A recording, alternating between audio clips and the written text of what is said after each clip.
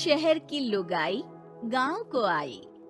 मधु शहर में रहने वाली पढ़ी लिखी मॉडर्न लड़की है। वो और पवन साथ कॉलेज में पढ़ते थे। धीरे धीरे उन दोनों में प्यार हो गया। पर पवन गांव में रहने वाला एक साधारण सा लड़का है। मधु के पिता हमेशा उसे ये बात कहकर ताना देते हैं, तुम वहाँ गांव में कैसे एडजस्ट करोगी? शादी करके तुम गांव तो चली जाओगी, पर अपनी सारी मॉडर्न सोच और चीजें यहाँ शहर में ही रख कर जाना। ये सुनकर मधु को बहुत गुस्सा आता है। तो क्या हुआ अगर वो लोग गांव के हैं? मैं वहाँ जाकर उस घर को बिल्कुल शहर की तरह बना दूंगी। शाम होते ही मधु पवन को वीडियो कॉल करती है। अच्छा हुआ तुमने वीडियो कॉल कर लिया। हाँ, मैं तुम्हें आज अपनी माँ से मिलाता हूँ। अरे बिट्टू, क्या कर रहा है? ये क्या है? दूर करना इस टुनटुने को। जाने कौन दिख रहा है इसमें तो। अरे माँ, आपकी बहू का वीडियो कॉल है।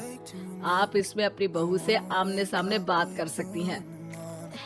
नमस्ते माँ जी, कैसी हैं आप? अरे जका, ये बहू ने अपने कानों में क्या लगाया है? जका से झुमके हैं। झुमके नहीं माँ जी, इन्हें ईयरफोन्स कहते हैं। इससे सामने वाले की आवाज और अच्छे से आती है।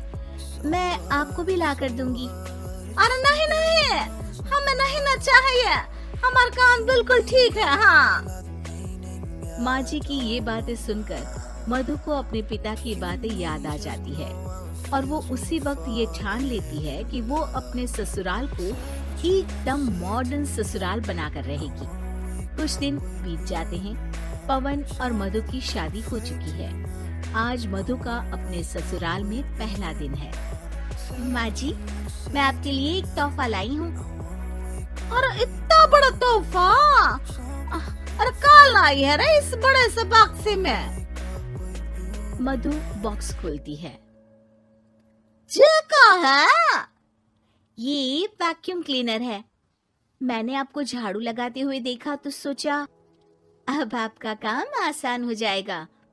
अरे वाह बहू वाह, तूने मुझे झाड़ू लगाते हुए देखा तो तू मेरा हाथ से झाड़ू लेकर खुद भी तो लगा सकती थी ना। पर नहीं, तूने तुझे मशीन लाकर मेरे हाथ में दे दी कि यह काम हमेशा मैं ही करूं। ये आजकल की शहरी छोरियां बिल्कुल नहीं बदलेगी। मधु को मन ही मन गुस्सा आता है, पर फिर भी अपना गुस्सा भूलकर मधु माँ जी को वैक्यूम क्लीनर इस्तेमाल करना सिखाती है। अगले दिन मधु सुबह उठती है तो ये आंगन में से कैसी आवाजें आ रही हैं? मधु दौड़ती दौड़ती आंगन में जाती है और देखते ही चौंक जाती है। अरे माँ जी, ये आप क्या कर रही हैं? और वो क्या है ना, सुबह मैं जब कुएं से पानी निकाल रही थी तो मेरे कान की बाली उसमें गिर गई थी। तो ये तेरा वैक्यूम ना सारी चीजें अपनी तरफ खींच लेता है ना, तो मेरी बाली भी तो निकाल ही देगा। उसी की कोशिश कर रही हूँ, पर न जाने क्यों अब ये चालू ही नहीं हो रही तेरी मशीन। अब वो चालू होगी भी नहीं। पर अब कुएं में से पानी निकाल क्यों रही थी? अरे कमाल करती हो ना बहू। पीने के लिए पानी क्या तेरे मायके से लाऊं मैं? अरे कुएं से ही तो निकालना पड़ता है। हाँ, पीने के लिए पानी, और वो भी कुएं से। मधु दिमाग लगाती है और थोड़ी ही देर में घर में वाटर प्यूरिफायर लगवा देती है। ये देखिए माँ जी, इसमें बस एक बार पानी भर देंगे तो नल में पानी साफ होकर बाहर आएगा।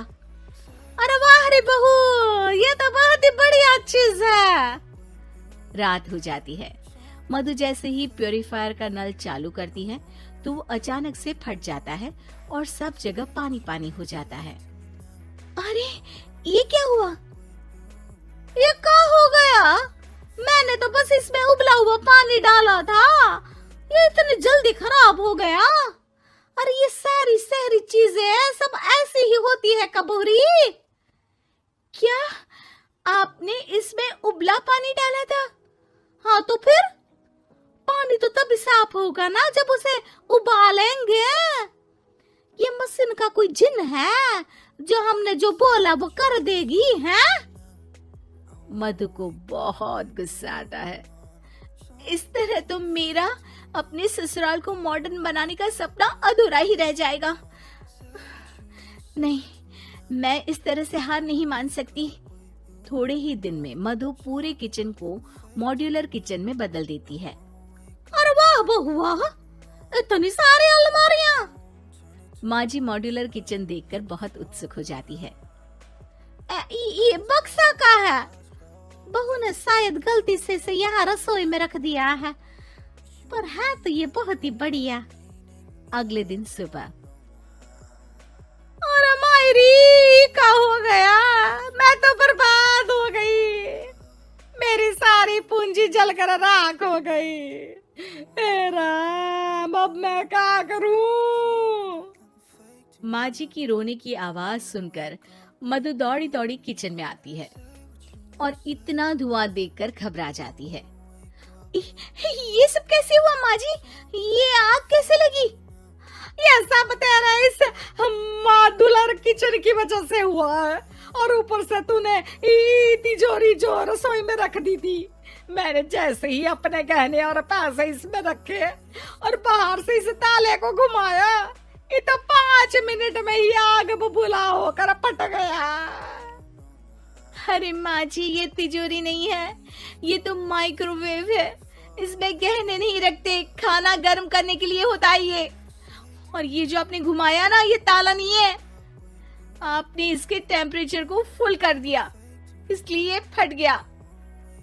माँ जी और जोर जोर से रोने लगती है।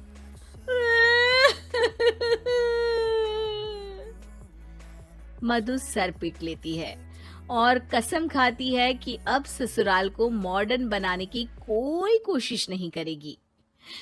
मुझे माफ कर दीजिए माँ जी, आप जैसी हैं वैसी ही ठीक है।